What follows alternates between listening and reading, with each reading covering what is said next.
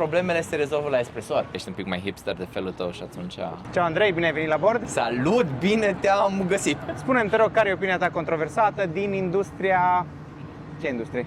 Păi e la intersecția dintre real estate și hospitality coworking-ul, din punctul meu de vedere. Adică la sfârșitul zilei clientul nostru stă pune inelelor. Cred că oamenii ar trebui să vină la birou.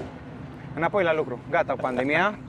Avem și beneficii, așa, din venitul înapoi la lucru? Timpul pe care îl petrecem în tranzit, cred că ne ajută ca să putem să decuplăm și să cuplăm la loc și în același timp cred că problemele se rezolvă la espresor. Oamenii fac diferența. N-aș face un contract pe 5 ani cu cei de sus, de aici.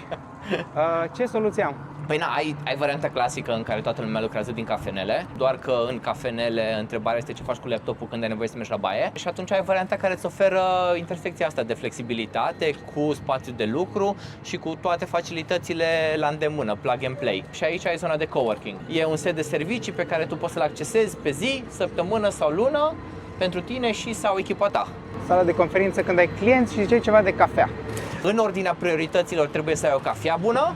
După ce ai o cafea bună, e important să ai internet bun, după care dacă ai curent te ajută și dincolo de asta săli de ședințe, acces 24/7 ca să poți să vii, să te întâlnești, să lucrezi pe fusul orar cu clienții tăi. Cel mai mult am fost la cowork pentru evenimente, adică zona de networking nu se termină la colegul de bancă, ci voi aduceți oameni și din exterior, din comunitate, sunteți un hub cultural, antreprenorial pentru Timișoara.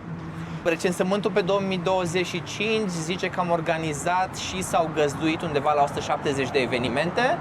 Undeva la peste 10.000 de oameni au trecut pragul la evenimentele astea și ele sunt evenimente de comunitate.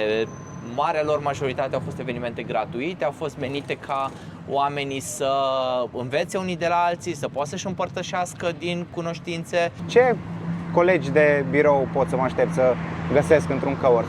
Dacă e să ne uităm la cum arată trendul de coworking la nivel global și să ne aducem aminte, România nu e trendsetter, de la freelanceri, agenții de 2, 3, 5, 10 oameni și până la Fortune 500 companies. Andrei, am o întrebare de la ultima participantă la bord. Alegi sportul sau mișcarea pentru rezultate și pentru corpul tău de acum sau pentru corpul de peste 20 de ani? Eu aleg sportul și mișcarea și mai nou tot mai des. Îl aleg din mai multe puncte de vedere. Odată îl aleg pentru că mă ajută să am o minte mai clară. Pe de altă parte mă face să mă simt mai bine. Ai o întrebare pentru următorul participant la Cargo? Dacă crezi că în 2026 ai nevoie de capital mult ca să-ți pornești un business sau nu?